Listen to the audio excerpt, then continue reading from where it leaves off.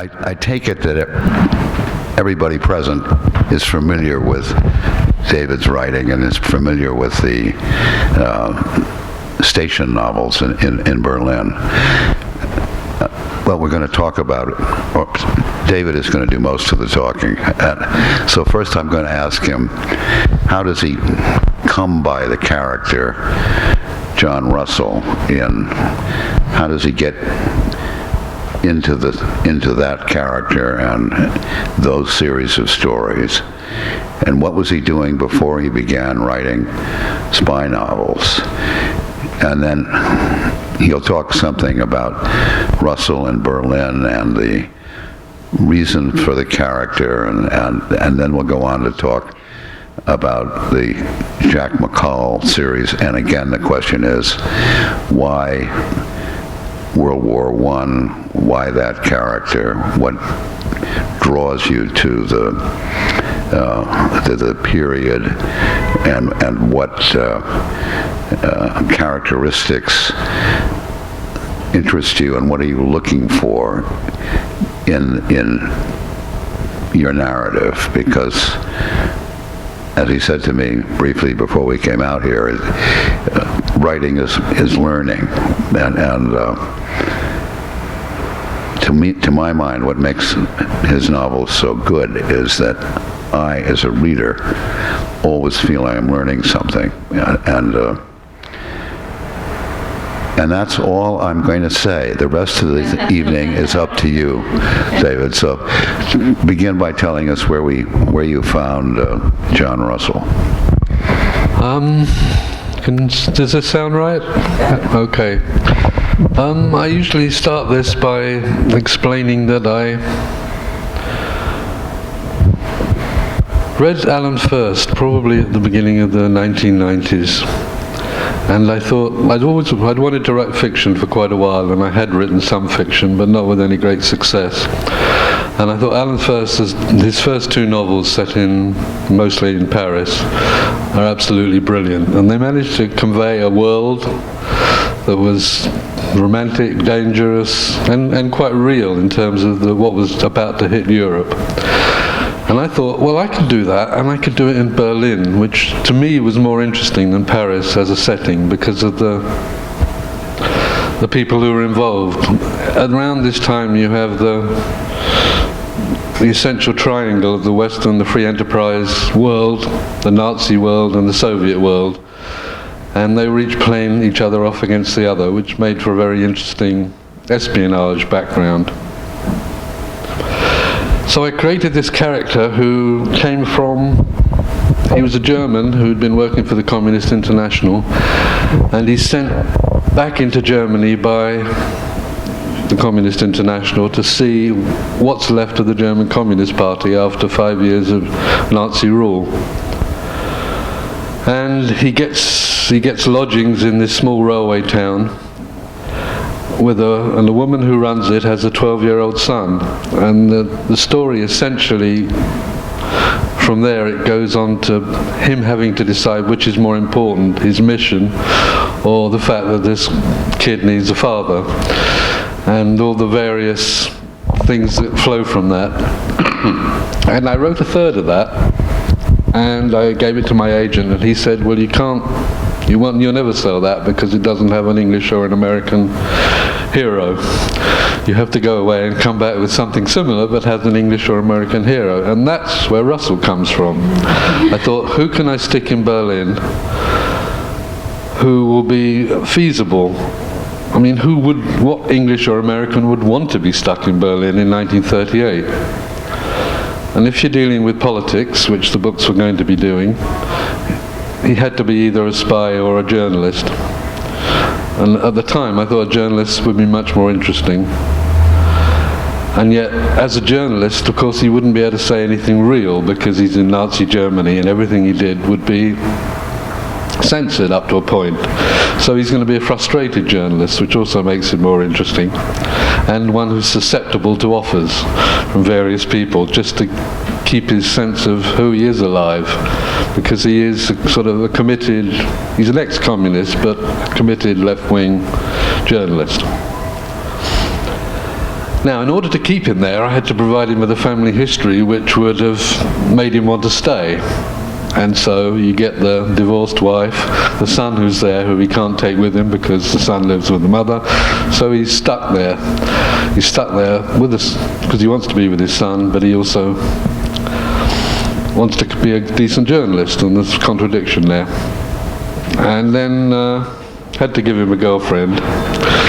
And so Effie was created in a sort of Audrey Hepburn composite figure who actually turned out to be much more interesting than I expected. I mean, partly I wanted her to be a film actress because I was interested in the way that the arts suffered in Germany and the way people in the arts also had to make compromises the same way journalists did as to what they were prepared to do and say if they wanted to carry on working.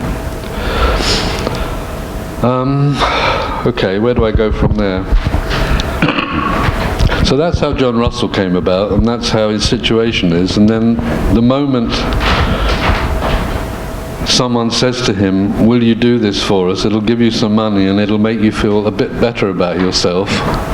He's going to say yes, even though he's going to be sucked further and further into it, and he's going to end up spending 10 years risking his life up to a point.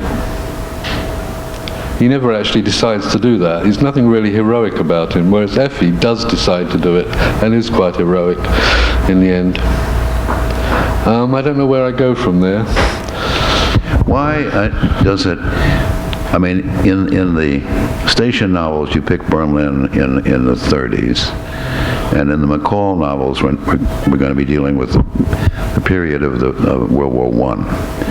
And what is it about the historical perspective that allows you to bring the drama of politics to bear?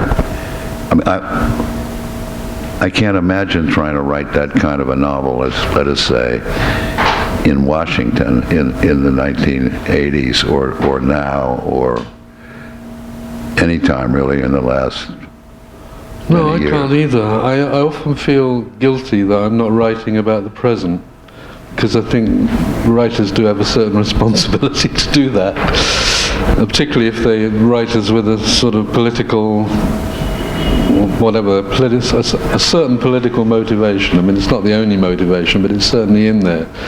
And I sometimes think I should be writing about the present, but there's so little, I feel, there's so little positive to say at the moment, and the technology just totally defeats me. I mean, a world of telegraphs and telephones is so much easier to deal with than one of mobile phones and computers, for me. I'm full of admiration for people who do that. But it's also hard to with that kind of technology to get into character or complicate character or as you say, make contradictions and make hard choices. I mean, this is very you see this in the political debates that we have in this country, where people get to talk for maybe 90 seconds. And you really can't say very much in 90 seconds. You certainly can't be seen to think. And or to be able to see, have time to see the moral dilemma in any particular situation. I mean, the camera doesn't have time for that, right? And sorry. I'd say, from what you were saying then, Jack McColl was deliberately created as a sort of blank sheet of paper. Russell sort of comes fully formed as someone who's got political opinions, and what he faces is circumstances. He doesn't really have any moral choices to make. He either has to be brave or not. Right. Whereas McColl he's a real Edwardian figure in that for him the world is actually getting better. He loves the idea of planes and fast cars. And that, and he quite likes the idea that we're going to get pensions and welfare benefits as well. Everything seems to be going the way of, it's getting better. Right. And yet, A, he comes up against Caitlin, and B, he comes up against the First World War, right, and the reality of what that is. And for Britain, the reality of that is as much about empire in Ireland and India as it is about fighting in the trenches, even though most people just associate the First World War with the trenches and mud. No, but the First World War was in fact a world war. I mean, their British forces are fighting in Iraq, for example, and in the Middle East, but say what you mean by the title "One Man's Flag," because he again, it's a question of where does one's loyalty lie, right? So I mean that's a problem that he didn't think he would have at the beginning of the novel, but does come up against it. But this is the period where the world is moving from a war between nations to a war between ideologies.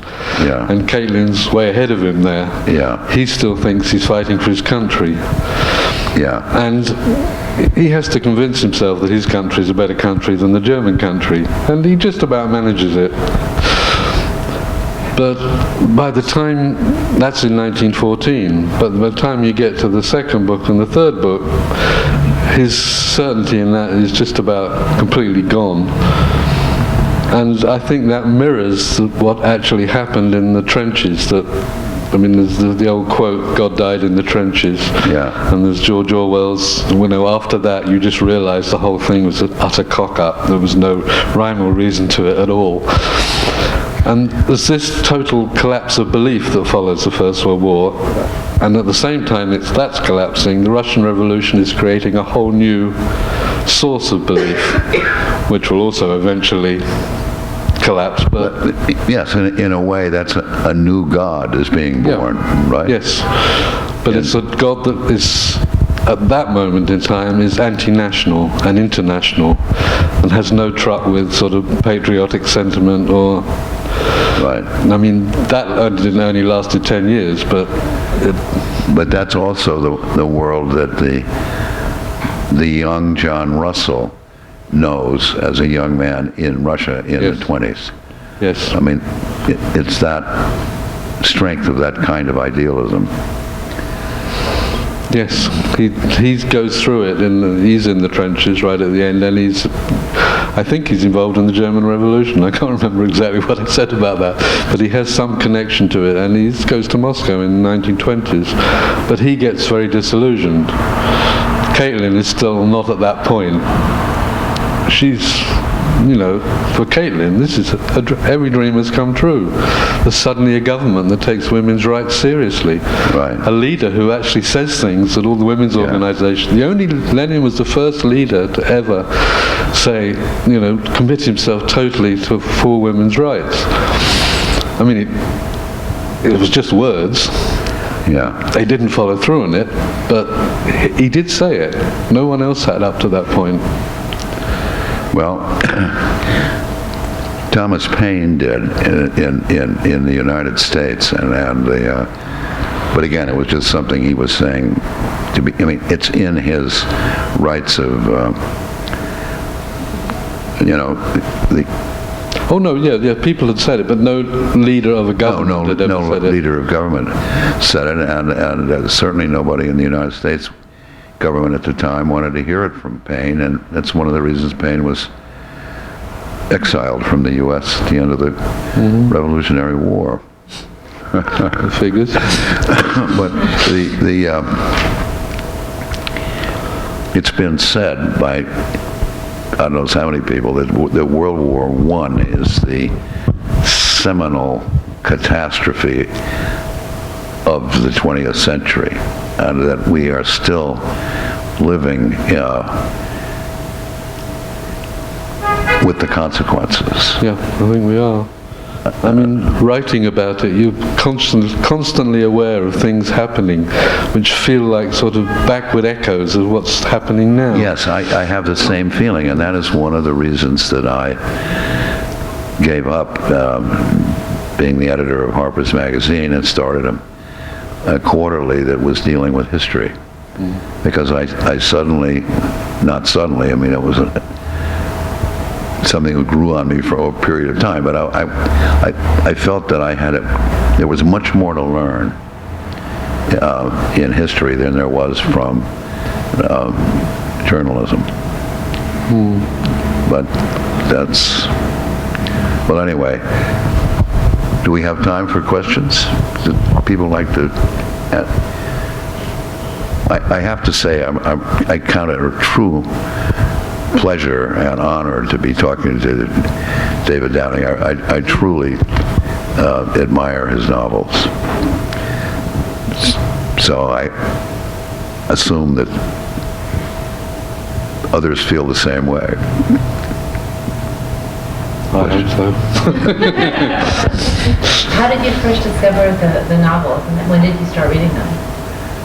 A friend of mine told me about them fairly recently. I mean, like a year ago. I was talking to somebody, and I was explaining that I admired the novels of Alan First.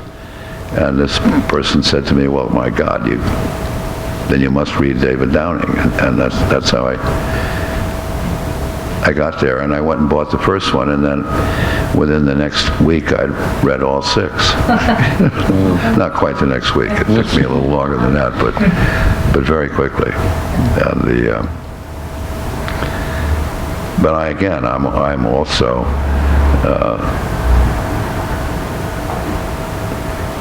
very passionately engaged with history, and the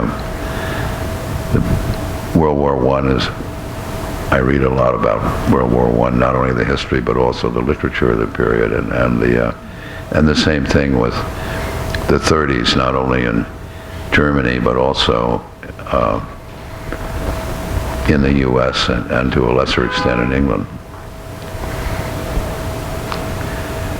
I just find the history is somehow enormously rich, and there's a fine American novelist named John Crowley who said that history is the past is the new future because it is inexhaustible and generative, and it's not singular. It's complicated and full of contradiction and things that could have gone the other way. And you tried to write. Didn't you tell me that you also wrote novels, alternative hypotheticals?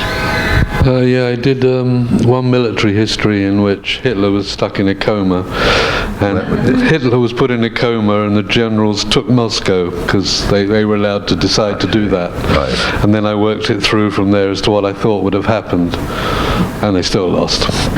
So, and the other one was I transferred solidarity to the Soviet Union and tried to work out what might have happened if Solidarity had posed the same threat to the Soviet government as the real one did to the Polish government, because the Polish government had the Soviet Union behind them, whereas the Soviet government wouldn't have had anyone behind them. So you might have got something interesting out of it, rather than what actually happened to East Germany and Poland, which was, I asked you before we came in here that, how did you research Berlin? I mean, did you go and walk all the streets? And because when you read the novels, you have a feeling that you're a man very acquainted with the city, and you told me no, you didn't. You hadn't been to Berlin, just the way O'Brien had never been to sea, but you had you read history and the old, the Baideckers and the... Yeah, as a kid I always loved maps, and I would look at maps of Berlin and it tells me an awful lot, I think. And then you look on the internet, you can find so many photographs and pictures. You can find movies from that period. You can read novels written by people who were living, like Christopher Isherwood wrote in Berlin in the 30s. So there were lots of them.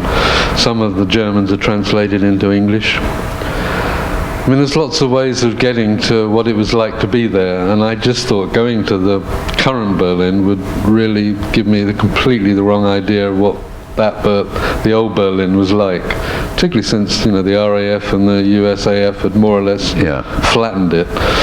Right. But I do like there's a chase scene in, I forget whether it's in Zoo or Silesian, in Prague, through some alleys. And I went to Prague and I remember pacing through those alleys and trying to work out how far down you'd have to be and how far ahead. It's kind of fun doing that sort of stuff. There's a often quoted remark by Faulkner, who talking about history, and he says the past isn't dead. It's not even past. This is one of my wife's favorite quotes. Mine too, because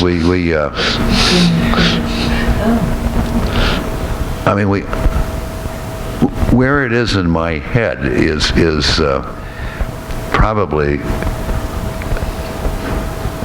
a house of straw that I've made out of my own past. With all the little sticks of things that I've read or seen or remember and put together. I mean, I can remember as growing up in San Francisco in the 30s, in 1937 in San Francisco, I have a German governess who passionately listened to the Fuhrer on shortwave radio. So as a child, I didn't get to eat with my parents. I eat in the kitchen with Miss Lenk and listening to the speeches of Hitler. And I can still hear that. So, and we are all, our common experience, the human experience, is accumulative.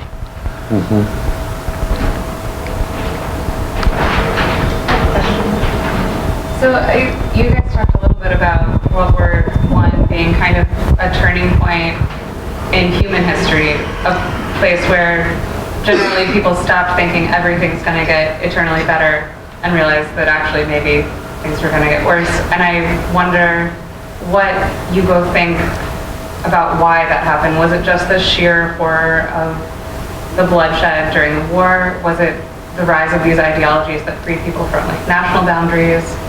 What was the thing that sort of put people back on their heels about that war? I think the sheer horror of what happened was quite important. People weren't used to seeing how much people are made of flesh. The body's supposed to be whole, and so many people saw bodies in bits and lost people close to them, and you're just standing there 1 minute and the next minute a head next to you is blown away. That must start creating questions in itself, and the appallingly inept way in which the war was conducted by the people in control made it even worse, because there was no end to it. They would words fail me at this point. It was one of the defining things of my life, speaking about history, that in the 1960s the BBC made a series about the Great War, which was about, I think it was about 18 episodes, an hour long. It was really detailed, all black and white footage. And I was a teenager at the time, and it had an enormous impact on me in terms of how stupid people can be. and how inept our rulers are. I've never recovered from that to have any faith in the people in government. Maybe those are the backward echoes you're talking about. I think a lot of people have now.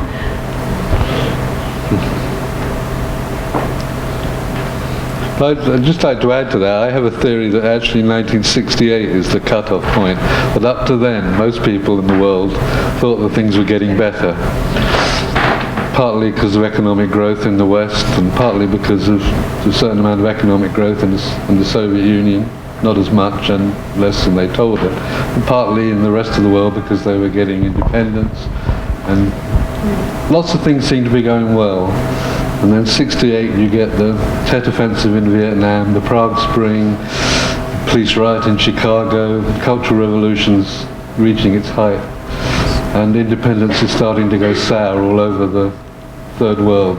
And from that point on, it seems like it plateaued and starts going down. And then you get crisis after crisis. But this is gross generalization.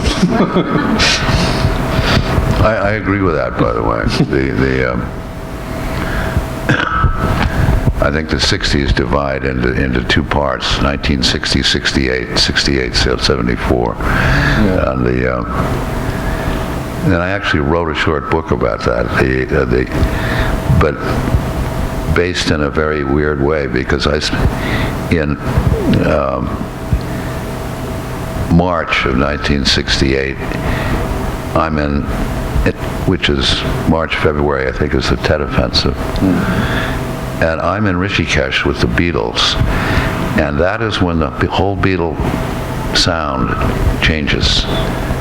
I mean, the preceding summer is the summer of love, but after the spring of 1968, they begin to go in different directions. And soul music does exactly the same. 68, 69, complete change of tone. Yeah. David started out as a writer about music. Yeah. Long, long ago.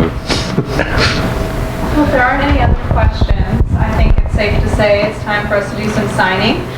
So if you haven't had a chance to purchase the book, it'll be available at the register, and David will be up here signing his book. So thank you all so much for being here this evening.